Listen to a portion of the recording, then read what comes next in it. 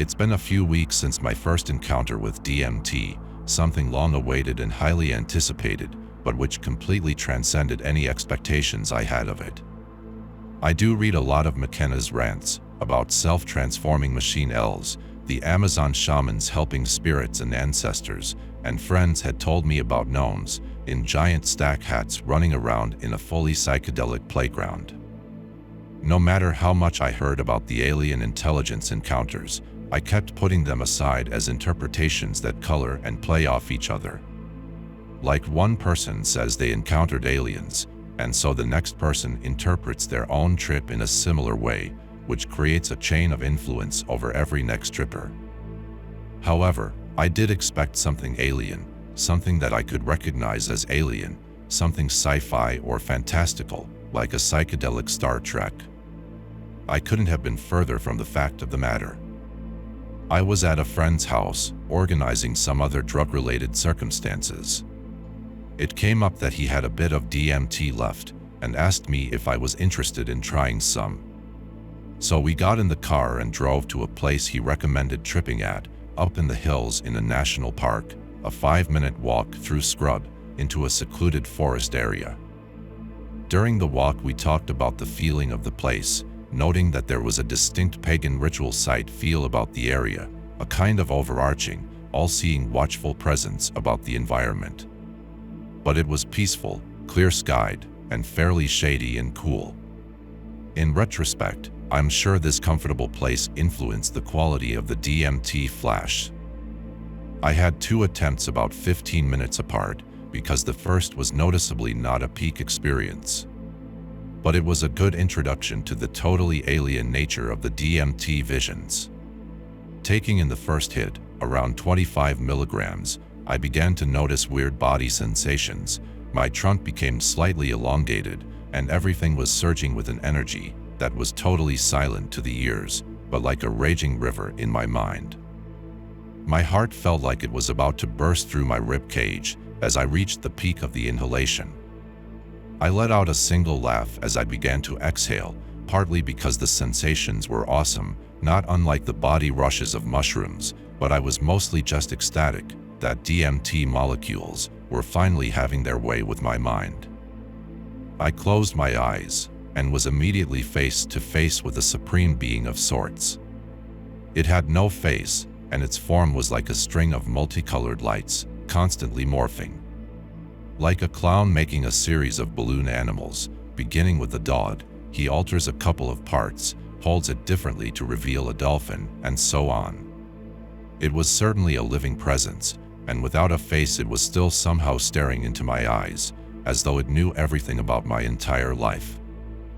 There was no sense of emotional attachment, but there was definite supralinguistic communication happening. This being and I were traveling at great speed through an infinite stretch of deep space. I was chasing it. It stayed the same distance away from me the whole time, and seemed to be at ease with the speed, while I was struggling to keep up. It was as though it wanted me there, but not yet, not in this way. It was telling me to come back when I could keep up with it, when I could catch up and pass straight through it. Maybe this was the membrane that separates the being's world with mine, the chrysanthemum that McKenna described. The being zoomed away, and the effect started to fade, leaving me in a blissful kind of luminescent state that surpassed any notion of Zen states or meditative bliss. The real world had become indescribably fresh and crystal clear while I had my eyes closed. 15 minutes later, the second attempt was around twice the dose of the first, and began just the same. The visual environment became kind of fuzzy, and my body seemed to spaghettify just slightly.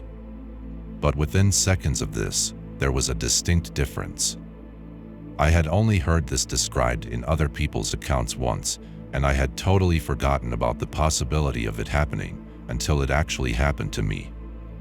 Just after I released the hit, I looked around to see what was happening to my senses as I was coming up, when the entire universe began to buzz.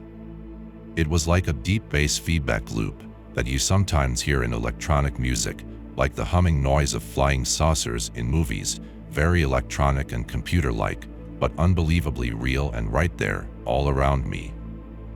I immediately thought that the DMT had unlocked a whole new realm of sound that we don't normally hear, a background kind of sound that would distract our ears from normal functioning, the sound that matter makes. I've perceived the vibrations of matter and subatomic particles on other trips, mushrooms, acid, and once or twice even on the old hooch, but now with DMT it was a totally audible reality. And more than just audible, this sharp bassy hum that was coming out of everything made everything vibrate, including myself and my sitter next to me. It was so intense and pervasive that I had to close my eyes to escape the motion sickness of this vibrating mass of existence.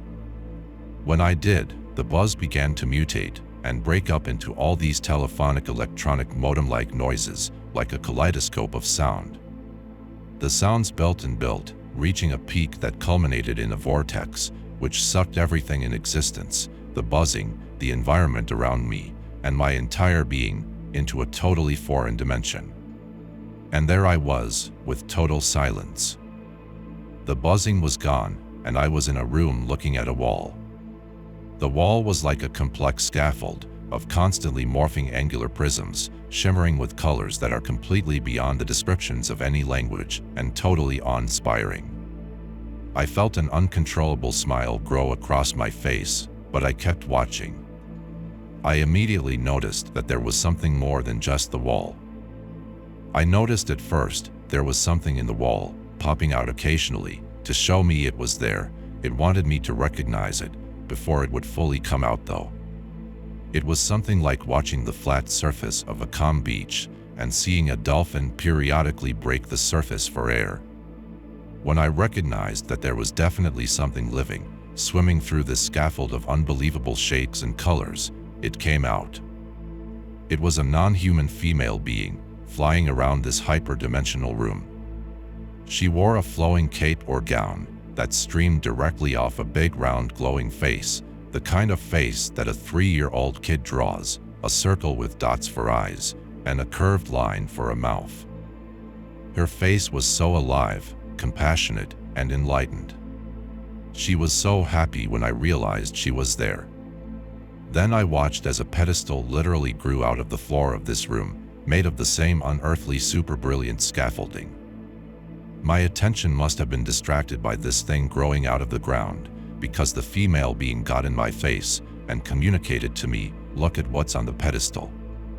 I looked up and saw a diamond-shaped object that was made of similar stuff to the walls, but infinitely more brilliant, more dazzling, more unspeakably awesome. And as my smile was growing and total awe and amazement filled me, this female being began flying around the object at great speed, keeping her eyes fixed on me. She was doing flips and sharp turns, and cheering as though she was celebrating the fact that she had the chance to show me.